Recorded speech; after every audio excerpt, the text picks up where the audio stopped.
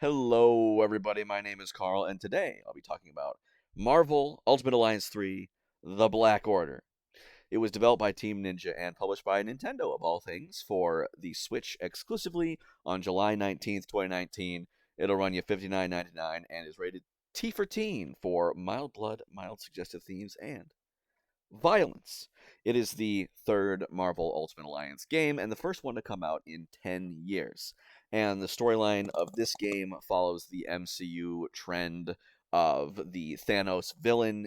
It features a bunch of heroes and some villains teaming up to fight against Thanos and his Black Order as they try to seize all six Infinity Stones and rule the universe, essentially, carry out his evil plan, blah, blah, blah. The standard stuff. So I was actually really hyped for this game because, published by Nintendo, exclusively for the Switch. I'm a huge fan of the MCU and what they're doing with that. And so I was really excited to see not only my favorite heroes from the MCU, favorite characters, but also favorite characters that have not yet been featured in the MCU for various reasons, and play them in this game. So I was really excited. I snatched this up on its release date, despite not playing either of the other games before. I was really glad to be able to dive into this one. Unfortunately, it was really bad. Yeah, diving into the gameplay, there was a point a few hours into the game, 5 or 6 or something hours in the game, where I just said, I turned the game off, right? I was done playing for the day, and I just said, I literally have no interest in booting this up again. It wasn't even like I hit a frustrating patch and then I left the game for a while, because I've done that before with like good games. I hit a frustrating patch, I leave, I come back, and then I pick it up again. No, this was just like, dang, like I just don't have any interest in turning this game back on. Like that's it. And yeah, that's where we're going. And here's why. So if memory serves, you assemble a team of four heroes to brawl your way top down, like dungeon crawler type. You fight your way through linear levels. All four of them are on the battlefield at once, and you can switch between them at will. And you can also do multiplayer, but I did it all single player. Um, and the biggest problem I ran into was that because all four people are on the battlefield at once, um, the other three are controlled by AI, and the AI absolutely sucks. And the AI will absolutely kill your heroes if you're not tending to them. And there's kind of no way to switch between all of them and make sure they're all safe. And again, like if I played this multiplayer, it would be a lot better. But just playing it single player, this game was a slog, man. So the actual depth to the gameplay itself, I found, well, there wasn't really any depth. It was your basic, like, okay, mash one button for your weak attack and one button for your strong attack, and have a few abilities, and you can team up abilities between different heroes. And like the big problem was I didn't find a lot of variability between characters. It didn't feel like their attacks had personality. Like you could play pretty much any character the same way, which is really not what you want. Playing Iron Man, who is in a mech suit flying around blasting things, should not play like Iron Fist, who is a master of the martial arts. So like that didn't have it going for it, which could be fine if like the rest of the game is like good to fill that out. Like it doesn't need to be awesome in every aspect, but the other parts of the game were just dreadful to me.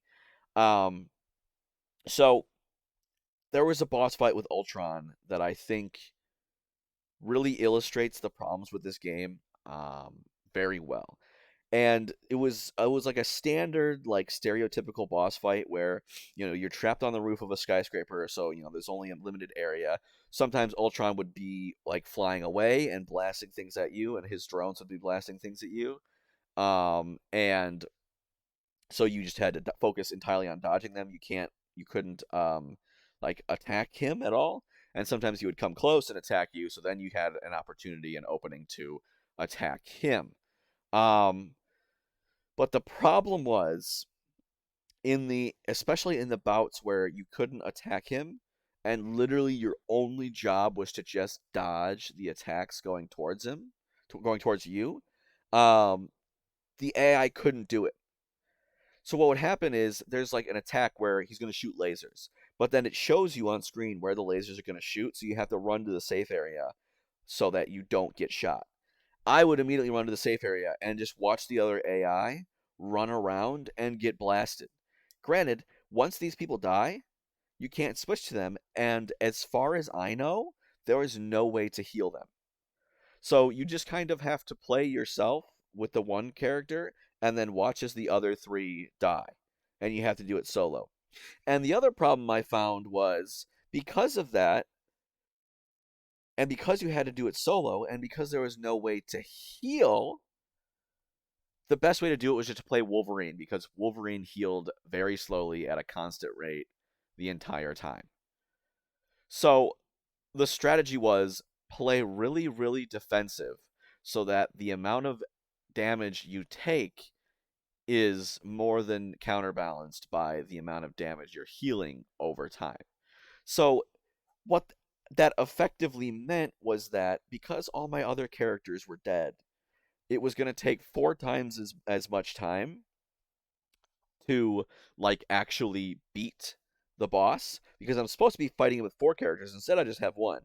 And because I'm playing defensively to make sure I can heal, because it's taking so long, and because I can't just beat him before my health runs out, it's taking even longer. So the fight wasn't difficult. It wasn't challenging. I wasn't having a hard time dodging Ultron's attacks or anything like that. It was just taking forever because of how it was set up. So like you managed to suck all the joy out of this beat 'em up like fighting style game because you're just sitting there watching all your buddies die and then just spamming Y. It's just dodge the attack, walk up, and spam the attack. Dodge an attack, spam, walk up, spam the attack button. And that was like the entire gameplay. And I was so, so sad because I wanted to love this game. I really did. I love Marvel. Oh my goodness. So it's like this isn't even a situation of me like going into a game wanting to hate it, like thinking, "Oh, this is going to be bad," and then looking for everything to confirm my initial suspicions. It's like I was looking for things to like. I don't know. I'm yeah. Ugh. Anyway, onto the story. I mean, this typical setup here, it throws the Guardians of the Galaxy with the Avengers really quick, and then they team up, of course, and then you unlock a whole bunch of different people that you can play as. Um, you fight through like Thanos' enemy, Thanos' cronies, as well as other Marvel bad guys. It's like your classic storyline that is just an excuse to throw more and more like superheroes in. It's kind of one of those things where it's like, okay, why are you here too? What? Who cares? Not me, and I don't because at the end of the day, like this is like a Marvel team up game. It's supposed to be a little fan servicey. Like I remember Venom specifically. Like you're fighting Venom as a boss, like he's a boss, and then at the end you're just like, I like Spider-Man. I know Spider-Man. I want to team up or whatever. And it's like whatever, but you don't care and I don't care because you can play as Venom now. And that's fine. But like you gotta have the gameplay to back the game up, to back the story up. But if there ain't no gameplay, it doesn't matter. So it's like you're not even getting a great story at the start, at least because I jumped into some other dimension for some reason, and then that was when I was like, I'm done. So I don't really remember. I don't know, but yeah, graphics, art style, fine. I have nothing to say either way. Music, I literally do not remember any of the music from this game at all. So yeah, there is DLC. I did not buy it. And I don't think you should either. Obviously, if you don't like the game, don't buy the DLC. So yeah, in conclusion, I was super disappointed with this. Again, I did not finish it. Maybe it would pick up. Maybe I would unlock some new ability that makes things a lot better. but I didn't, and so I'm just reviewing this. I don't usually review games I don't finish, but I have zero interest in picking this game up again. So I just want to get it off to the side and off my plate. Um, it's not even like cheap fan servicey like goodness. If you're a fan of the channel, you know I like Hyrule Warriors, and that is just all fan service, but that's fan service done right. This is not it. Maybe the only way I could see myself picking this back up if like I wanted to play it with the family, 4 players together. And even then, the only reason we would be enjoying it is because we both just get to pick like characters that we like. And that's it. And that's not a credit on the game at all. The game doesn't do anything to make you feel like you're playing as those characters. It's just like, "Oh, I get to play as Gamora. That's cool." Like, yes, it's cool, but you need a bit more than that. Anyway, I'm rambling on. Big big upsetting for me.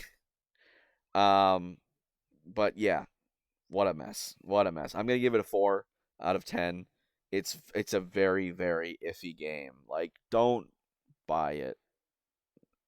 I don't know. Maybe I'll do a follow up if I play it with my family and give a more in-depth review, but I doubt it.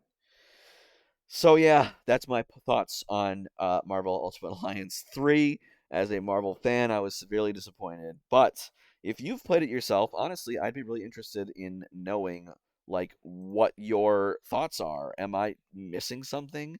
Is there something that I could go back and do and then enjoy the game or give it a more fair shake? But yeah, or am I right on the money? In any case, let me know and have a good one, everyone. Bye.